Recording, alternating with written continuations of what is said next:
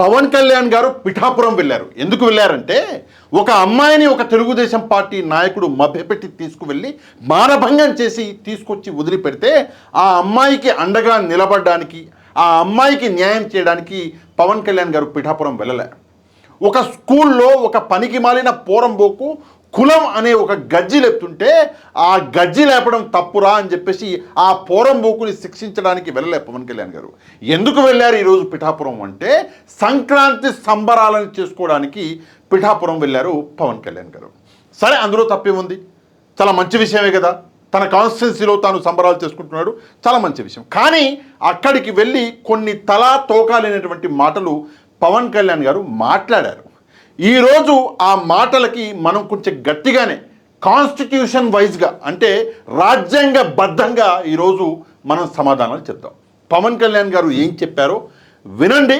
మన సమాధానాలు కూడా కొంచెం జాగ్రత్తగా వినడం మాత్రమే కాదు, ఎక్కడ వీడియోని స్కిప్ చేయొద్దు అండ్ వీడియోని ఒక లైక్ చేయడం మాత్రము అసలు మర్చిపోవద్దు. ఇక పవన్ కళ్యాణ్ గారు ఏమన్నారు ఒకసారి వినండి. పోలీస్ అధికారుల గారికి, జిల్లా మ్యాజిస్ట్రేట్ గారికి కూడా చెప్తున్నాను. ఇక్కడనే ఆపుతా, ఫస్ట్ వర్డ్లోనే ఆప్తా, మళ్ళొకసారి ఇది వినండి. ఎందుకంటే వినండి. పోలీస్ అధికారుల గారికి, జిల్లా మ్యాజిస్ట్రేట్ గారికి కూడా చెప్తున్నాను. జిల్లా మెజిస్ట్రేట్ గారికి నువ్వు చెప్తావా అంటే ఫస్ట్ వర్డ్లోనే ఆయన రాజ్యాంగబద్ధంగా నడుచుకునే వ్యక్తి అంట. పవన్ కళ్యాణ్ గారు ఇందాక చెప్పారు ఇదే వీడియోలో, మీకు ఎక్కడన్నా వస్తుందేమో చూద్దాము. రాజ్యాంగబద్ధంగా నడుచుకునేటటువంటి వ్యక్తి మీరు పవన్ కళ్యాణ్ గారు. జిల్లా మెజిస్ట్రేట్ గారికి మీరు చెప్తారా? మీకు ఆ హక్కు ఉందా? ఒకసారి చట్టం చదువుకున్నారా? లేదంటే పక్కవాడిని ఏమన్నా అడుగుతారా? జిల్లా మెజిస్ట్రేట్ గారికో లేదంటే జడ్జులకు చెప్పే అధికారం మీకు లేదు సార్. వాళ్ళు డైరెక్ట్గా కేవలం కాన్స్టిట్యూషన్ ఇచ్చినటువంటి వాళ్ళకి ఇచ్చినటువంటి హక్కులను బట్టి వాళ్ళు నడుచుకుంటారు. కానీ మీరు చెప్తేనో, నేను చెప్తేనో, రోడ్డున పోయే దానయ్య చెప్తేనో వాళ్ళు నడుచుకోరు. వాళ్ళకి చెప్పడం అన్నది మీ మూర్ఖత్వం.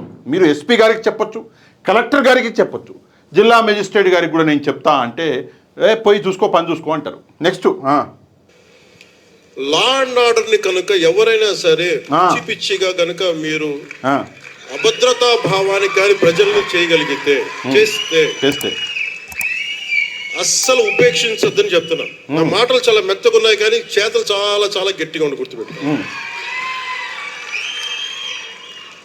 వినండి, ఇది మిడివల్ పీరియడ్ కాదు కాబట్టి నా మాటలు చాలా నియంత్రణతో ఉన్నాయి.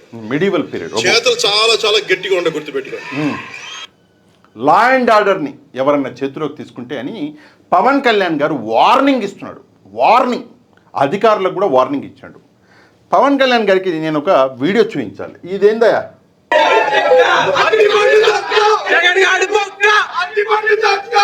ఇదేంది?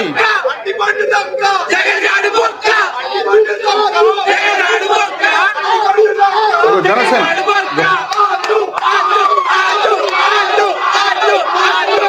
ఇదేంది? ఈ పోరంబోకులు ఎవరు? ఈ పోరంబోకులు మీ పార్టీ కండువా కప్పుకొని జగన్మోహన్ రెడ్డి గారి ఒక మాస్క్ పెట్టుకొని పక్కన అల్లు అర్జున్ గారి ఒక మాస్క్ పెట్టుకొని చాలా దారుణాతి దారుణంగా పవన్ కళ్యాణ్ గారు అభిమానులు, సోకాల్డ్ అభిమానులు అల్లు అర్జున్ గారిని, జగన్మోహన్ రెడ్డి గారిని దారుణంగా అవమానించి నోటికొచ్చినట్టు వాగుతుంటే ఈ పోరంబోకుల మీద ఏం యాక్షన్ తీసుకున్నారు పవన్ కళ్యాణ్ గారు? ఒకసారి సమాధానం చెప్పాలి. మాటలేముంది, గాలికి పోయేటోడు ఎవడైనా 100 మాట్లాడతాడు. కానీ మీరు రాజ్యాంగబద్ధంగా నడిచేటటువంటి వ్యక్తి కదా, మీరు ఈ పోరంబోకుల మీద ఏం యాక్షన్ తీసుకున్నారు? వీళ్ళ సడుగులు ఇరిగేటట్టు కొట్టి బొక్కలు మొత్తం చూర చేసి వీళ్ళని రోడ్డు మీద నడిపించారా? దయచేసి సమాధానం చెప్పాలి. జగన్మోహన్ రెడ్డి గారు పుట్టినరోజు చేసుకుంటే ఈరోజే వచ్చిందనుకుంటా వార్త, కోడిని కోసిండంట ఒక ఆయన. మధ్య కోడిని కోస్తే దాని మీద కూడా ఇన్ని సెక్షన్లు పెట్టి అరెస్ట్ చేశారు. ఇంతకుముందు వాళ్ళెవరో మేకని బలిచ్చారు అని చెప్పేసి వాళ్ళని పాపం కొట్టి రోడ్డు మీద నడిపించారు. మరి ఈ పోరంబోకుల్ని ఏం చేశారు? దయచేసి పవన్ కళ్యాణ్ గారు సమాధానం చెబుతూ ఈ ప్రశ్నని మీ అధికారులను కూడా అడగండి. ఏం చేశారు? ఎందుకంటే మీరు ఉప ముఖ్యమంత్రి కదా, మీరు ఒక ఎమ్మెల్యే అయి ఉంటే నేను ఈ ప్రశ్న అడిగేవాడిని కాదు. మీరు ఒక ఉప ముఖ్యమంత్రి కాబట్టి దయచేసి పవన్ కళ్యాణ్ గారు సమాధానం చెప్పాలి. ఈ పోరంబోకుల్ని ఏం చేశారు? ఇక నెక్స్ట్ వచ్చేసి అత్యంత ముఖ్యమైనటువంటి విషయం, కొంచెం జాగ్రత్తగా వినండి. దీనికి ప్రత్యేకించి ఇందాక నారాయణ గారు మాట్లాడుతూ, ఎందుకంటే ఒకసారి నెల్లూరులో పెరిగాను కాబట్టి ఇక్కడ ఆప్తా. ఈయన ఎక్కడ పుట్టారు పవన్ కళ్యాణ్ గారు, ఎక్కడ పెరిగారు అన్న దాని మీద ఒక పెద్ద కన్ఫ్యూజన్ ఉంది. నేను కూడా ఇది చట్టబద్ధంగా కాన్స్టిట్యూషన్ వైజ్గానే మాట్లాడుతున్నా. ఇది నేను చెప్పిన మాట కాదు, రాజ్యాంగబద్ధంగా చెప్తున్నాను. నేను చెప్పిన మాట కాదు ఇది. ఇది ఆయనే 10 సార్లు 10 చోట అన్నాడు. మళ్ళీ ఇప్పుడు నెల్లూరు అంటున్నాడు. మళ్ళీ నెల్లూరుని ఖాయం చేసుకుందామా? ఈసారి పక్కానా, కాన్ఫిడెంటా, షోరా, నెల్లూరు అని చెప్పేసి రాసుకోనా? సరే నెల్లూరు అని రాసుకుందాం. సరే నెల్లూరులో పుట్టాడంట, సారీ నెల్లూరులో పెరిగాడంట. వినండి, అభివృద్ధి చాలా బాగుంటుంది నెల్లూరు ఆయన ఎమ్మెల్యే ఒక స్థానికంగా, అంతకు ముందు కూడా 2014లో కూడా. వినండి మళ్ళీ ఒకసారి వినండి. నెల్లూరు అభివృద్ధి చాలా బాగుంటుంది ఆయన ఎమ్మెల్యే ఒక స్థానికంగా, అంతకు ముందు కూడా 2014లో కూడా. ఇందాక నాకు వారంటే చాలా ఆనందం కలిగించినది, మీకు కూడా ఆనందాన్ని పంచుకోవాలనుకుంటున్నా. అంటే నారాయణ గారి గురించి మాట్లాడుతున్నాడు పవన్ కళ్యాణ్ గారు. ఆయన అక్కడ ఎమ్మెల్యే కదా, ఇంతకు పూర్వం కూడా నారాయణ గారే ఎమ్మెల్యే అని చెప్పేసి, ఇంతకు ముందు కూడా అని చెప్పేసి మాట్లాడిండు. మళ్ళీ ఒకసారి నారాయణ గారు మాట్లాడు, దీనికి ప్రత్యేకించి ఇందాక నారాయణ గారు మాట్లాడుతూ, ఎందుకంటే ఒకసారి నెల్లూరులో పెరిగాను. నెల్లూరు అభివృద్ధి చాలా బాగుంటుంది ఆయన ఎమ్మెల్యే ఒక స్థానికంగా, అంతకు ముందు కూడా 2014లో కూడా ఎమ్మెల్యే అంటే నారాయణ గారు అంట. సరే నెల్లూరు ఒకసారి మనం డీటెయిల్ తీస్తే ఇక్కడ నెల్లూరు 2024 నారాయణ గారు సరే ఎమ్మెల్యే, ఓకే. 2014లో కూడా నెల్లూరుకి ఎమ్మెల్యే నారాయణ గారేనంట. అది మన 2 లక్షల పుస్తకాలు చదివినటువంటి 2 లక్షల రూపాయల పుస్తకాలు చదివినటువంటి పవన్ కళ్యాణ్ గారు చెప్పారు 2014లో నెల్లూరు ఎమ్మెల్యే నారాయణ గారంట. ఇదేంది గూగుల్ తల్లి ఇట చూపిస్తుంది? 2019లో 2014లో 2 చోట్ల, అంటే దాదాపుగా 10 సంవత్సరాలు అనిల్ కుమార్ గారు వైఎస్ఆర్ కాంగ్రెస్ పార్టీ నుంచి ఇక్కడ ఎమ్మెల్యేగా ఉన్నారు. సరే అంతకుముందు 2009లో ఇక్కడ చూసుకున్న ప్రజారాజ్యం పార్టీ నుంచి, అంటే వీళ్ళ అన్నగారి పార్టీ దగ్గర నుంచి ఇక్కడ శ్రీధర కృష్ణారెడ్డి గారు అని చెప్పేసి ఆయన ఎమ్మెల్యేగా ఉంటాయి. అంటే గడిచిన 15 ఏళ్ళు నారాయణ గారు ఎమ్మెల్యేనే కాదు. మనోడికి ఆ విషయం కూడా తెలియదు. మళ్ళీ నెల్లూరులోనే పెరిగినా అంటాడు. ఎక్కడ పెరిగినా నెల్లూరులోనే పెరిగినా అంటాడు. ఇది పవన్ కళ్యాణ్ గారి యొక్క 2 లక్షల పుస్తకాల 2 లక్షల రూపాయల పుస్తకాల యొక్క నాలెడ్జ్. నాలాంటోడే మాట్లాడే ముందు 10 సార్లు ఆలోచిస్తాడు. ఎందుకంటే ఏది మాట్లాడినా రాజ్యాంగబద్ధంగా మాట్లాడతాను నేను కూడా పవన్ కళ్యాణ్ గారి లాగానే. ఇక్కడ వినండి ఇంకేమంటాడు. ఇందాక నాకు వారంటే చాలా ఆనందం కలిగించినది, మీకు కూడా ఆనందాన్ని పంచుకోవాలనుకుంటున్నా. పంచుకో. నేను నెల్లూరుని ఎలాగ అభివృద్ధి నేను నా హయాంలో చేశాము. దండమయ్య, ఈయన హయాంలో నెల్లూరుని అభివృద్ధి చేసేసిండంట. నెల్లూరులో గత 3 నెలల నుంచి 4 నెలల నుంచి నెల్లూరు మొత్తం రౌడీల పాలైపోయింది అని చెప్పేసి ఒక పెద్ద ఉద్యమాలు జరుగుతుంటే ఇప్పుడు పోలీసులు నిద్రలేచి ఇప్పుడు కొంతమందిని అరెస్ట్ చేసి లోనబడేస్తున్నారు. నెల్లూరు రౌడీలకి అడ్డా అయిపోయిందని చెప్పేసి, అక్కడ నెల్లూరు అంటే అమాయకులు పాపం, నెల్లూరు చాలా మంచి ప్రదేశం, అది రౌడీలకి అడ్డాగా మారిపోతుంది అని చెప్పేసి అక్కడ ప్రజలు బాధపడుతుంటే ఇప్పుడు పోలీసులు నిద్రలేచి ఎక్కడికెక్కడ సడుగులు ఎరగొట్టేసి వాళ్ళని లోపలేస్తుంటే ఈయనేమంటాడు, నెల్లూరు చాలా బాగుంది, నెల్లూరుని పిఠాపురం చేస్తాడు. పిఠాపురం, గొల్లప్రోలు ఈ మండలాలని ఈ మున్సిపాలిటీలని వినండి. పిఠాపురం, గొల్లప్రోలు ఈ మండలాలని ఇందాక నాకు వారంటే చాలా ఆనందం కలిగించినది, మీకు కూడా ఆనందాన్ని పంచుకోవాలనుకుంటున్నా. నేను నెల్లూరుని ఎలాగ అభివృద్ధి నేను నా హయాంలో చేశాము. పిఠాపురం, గొల్లప్రోలు ఈ మండలాలని ఈ మున్సిపాలిటీలని అంత సమర్థవంతంగా అభివృద్ధి చేసే బాధ్యత నాకు నేను తీసుకుంటాను. ఒకసారి నేను నెల్లూరుని అభివృద్ధి చేశాను అని ఆయన ఎవరు ఇవ్వని ఆ గౌరవాన్ని ఆయనే ఇచ్చుకుంటున్నాడు. ఒకటి. రెండోది, నెల్లూరు ప్రస్తుత పరిస్థితి ఏంది ప్రజలందరికీ తెలుసు. ఇందాకే నేను చెప్పిన రౌడీయిజం పెరుగుతుంది అని చెప్పేసి పోలీసులే అనగదొక్కుతున్నారు. మరి పిఠాపురాన్ని కూడా నెల్లూరులాగా మారుతా అని చెప్పేసి చెప్తున్నావా? దయచేసి సమాధానం చెప్పాలి. నెల్లూరులో ఉండేటటువంటి ప్రజలు శాంతి ప్రియులు, చాలా మంచివారు, చాలా మంచి మనసు ఉన్నటువంటి ప్రజలు. ఆ ప్రజలు పరేషాన్ ఉన్నారు, ఈ రౌడీలందరూ ఎక్కడి నుంచి వచ్చారు నెల్లూరుకి అని చెప్పేసి. ఇప్పుడు పిఠాపురాన్ని కూడా అట్నే మారుస్తావా? దయచేసి పవన్ కళ్యాణ్ గారు సమాధానం చెప్పాలి. అంటే రాజ్యాంగబద్ధంగానే ప్రశ్నిస్తున్నా నేను, మళ్ళొకసారి వినండి, రాజ్యాంగబద్ధంగా ప్రశ్నిస్తున్నా, మీరు కూడా రాజ్యాంగబద్ధంగా సమాధానం చెప్పండి. ఇక నెక్స్ట్ ఇది వినండి. ఇక ప్రపంచంలో ఏ నియోజకవర్గం ఇంకెక్కడ రాదు, ఏది జరుగు ఇక్కడ కొబ్బరాకు పడ్డా కానీ పిఠాపురంలో చాలా దారుణం జరిగిపోయింది. కొబ్బరాకు పడితే దారుణం. ఒక తాటాకు, అక్కడ ఉన్న తాటాకు ఊడి పడిపోతే అమ్మా చాలా దారుణం జరిగింది. అబ్బో, ముందున్న వాళ్ళు అవుతున్నది. మరి గత ప్రభుత్వ నాయకులను అడగండి, వాళ్ళ నియోజకవర్గం అసలు న్యూస్ ఉంటుందా, ఏం జరుగుతుందో కూడా తెలియదు మీకు. పిఠాపురంలో చిన్న చెట్టు మీద వాళ్ళున్న పక్షి ఈక పడినా కానీ అయ్యా బాబాయ్ పక్షి. అంటే ఒక అమ్మాయిని, ఇందాక నేను చెప్పా, అమ్మాయిని నమ్మించి తీసుకెళ్ళి మానభంగం చేసి తీసుకొచ్చి ఆడ పడేస్తే దాన్ని నువ్వు ఈరోజు కొబ్బరాకుతో పోలుస్తున్నావా? దయచేసి సమాధానం చెప్పాలి. కొబ్బరి ఆకు పడితే అమ్మో అయ్యో అని చెప్పేసి యాక్టింగ్ చేస్తున్నారు కదా. ఒక అమ్మాయికి అన్యాయం జరిగితే దాన్ని కొబ్బరాకుతో పోలుస్తున్నారా? దయచేసి పవన్ కళ్యాణ్ గారు సమాధానం చెప్పాలి.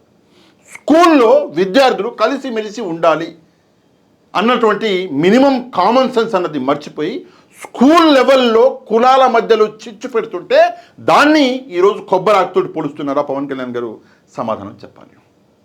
ఒక మాణిక్యం అనేటటువంటి వ్యక్తి గవర్నమెంట్ దవాఖానాకి లాకులు తాళాలు వేసుకుని పోతే గుండాకి చచ్చిపోయాడు. పేషెంట్ని తీసుకెళ్తే గవర్నమెంట్ హాస్పిటల్ క్లోజ్ ఉంది, తాళాలు వేసుకుని వెళ్ళిపోయారు పిఠాపురంలో, అంటే ఆయన కాన్స్టిట్యున్సీలో. ఆ పేషెంట్ పాపం వేరే చోటకి తీసుకెళ్లే తొందరలో ఆయన చచ్చిపోయాడు, మాణిక్యం అనే వ్యక్తి. దాన్ని కొబ్బరాకుతో పోలుస్తున్నావు పవన్ కళ్యాణ్ గారు? దయచేసి సమాధానం చెప్పాలి. తప్పు జరిగింది అన్నప్పుడే ప్రజలు ప్రశ్నిస్తారు, తప్పు జరిగింది అన్నప్పుడే మీడియా ప్రశ్నిస్తుంది, తప్పు జరిగింది అన్నప్పుడే మాలాంటి వాళ్ళని ప్రశ్నిస్తాం. ఈరోజు మీరు ఆ తప్పులని కొబ్బరాకులు, అదేదో ఆకులు, అదేదో పిట్టలు వాటితోటి పోలిస్తే నిజంగా ఇక మీ నాలెడ్జ్కే వదిలేయాలి. ఇక మీరు ఉప ముఖ్యమంత్రి, రాజ్యాంగబద్ధంగా నేను మాట్లాడాలి కాబట్టి మీ నాలెడ్జ్కే వదిలేస్తున్నా. ఈ వింత ఇంతటి కాదు, ఇంకా ఉంది వింత, వినండి. అంటే ఇది ఎవరిస్తున్నారు మీకు బలం? ఎవరిస్తున్నారు? మీరు ఇస్తున్నారు. చెడు వార్తలకి మీరు ఇస్తున్నారు బలం. వింత చూడండి. ఆయన గురించి ఏ వార్త వచ్చినా అది చెడు వార్తేనంట. ఆయన గురించి ఏ వార్త వచ్చినా అది చెడు వార్తే అంట. నువ్వు చేయలేకపోతున్నావు, ఒక ఎమ్మెల్యేగా నీ కాన్స్టిట్యున్సీ నువ్వు కాపాడుకోలేకపోతున్నావు, ఒక ఉప ముఖ్యమంత్రిగా నువ్వేం పనులు చేయలేకపోతున్నావు అని చెప్పేసి ఒకడు విమర్శిస్తే అది చెడంట. తిడుతుంటే మీరు దాన్ని వైరల్ చేస్తే మీరు బలం ఇస్తున్నారు. అబ్బో, ఒకటి చెడగొడుతుంటే వచ్చి మీరు ఎదురు ప్రశ్నించకపోతే మీరు బలహీనలు అయిపోతారు. అబ్బో అబ్బో, మీరు నాకు ఓట్లు వేస్తే సరిపోదు వినండి అని ఎందుకు చెప్తున్నాను. 5 సంవత్సరాల పిఠాపురంలో గత ప్రభుత్వంలో ఒకసారి మీరు ప్రతి ఒక్కరు మేధావులు చాలా మంది ఉన్నారు, పత్రికేయులు ఉన్నారు, చాలా మంది విభిన్నమైన పార్టీల నాయకులు ఉన్నారు. ఈ గత 5 సంవత్సరాల కాలంలో ఎన్ని కోట్లు ఖర్చు పెట్టారు ఒకసారి అడగమని చెప్పండి. నువ్వు పేరెంటాలకి రాలేదు, పబ్బాలకి రాలేదంటే ఒక దేశం కోసం శ్రమించే వ్యక్తిని, ఇంత మందిని ఏకం చేసే ఒక వహించే వ్యక్తిని నాకు మీరు ఇవ్వాల్సింది, మేము ఉన్నాం కాచుకుంటాను, మిగతా వెళ్ళి పని చేయని చెప్తే కదా నాకు ఆనందం. అంటే గత ప్రభుత్వంలో అంటే పేరెంటానికి రాలేదు, పబ్బానికి రాలేదు అనడం కాదు, నేను దేశం కోసం పనిచేసే వ్యక్తిని, నన్ను వదిలేయాలి మీరు, నేను రాలేదని చెప్పేసి మీరు ఫీల్ అవ్వద్దు అని చెప్పేసి పవన్ కళ్యాణ్ చెప్తున్నాడు. నిజంగా పవన్ కళ్యాణ్ గారు నాకు తెలియక అడుగుతున్నా, మీరేమన్నా సైనికుడా? మీరు ప్రజాప్రతినిధి కదా, మీరు ఒక ఎమ్మెల్యే కదా, అసలు మీరు ఉండవలసిందే ప్రజల్లో కదా, మీ కాన్స్టిట్యున్సీలో మీరు ఉండాలి కదా. రావడం నా వల్ల కాదు, మాటికి రండి రండి అంటున్నారు, ఏదో ఒక మాట చెప్పాలి, నేను రాకపోయినా నేను దేశం కోసం పనిచేసే వ్యక్తిని, నేను రాను కాన్స్టిట్యున్సీకి అని చెప్పేసి ఈరోజు ప్రజల మనసుల్లో ఒక ముద్ర అనేది ఇస్తున్నారు. అరే ప్రజాప్రతినిధిని ఉండవలసిందే ప్రజల్లో, ఒక ఎమ్మెల్యే ఉండవలసిందే ప్రజల్లో, ఎమ్మెల్యే చూడవలసిందే ప్రజల కష్టాలు. ప్రజలకి రానంటావు, దేశం కోసం పనిచేస్తా అంటావు, దేశం కోసం ఎక్కడ పనిచేస్తున్నావు? నీ లిమిట్స్ ఏంటి? నీ లిమిట్స్ నీ నియోజకవర్గం.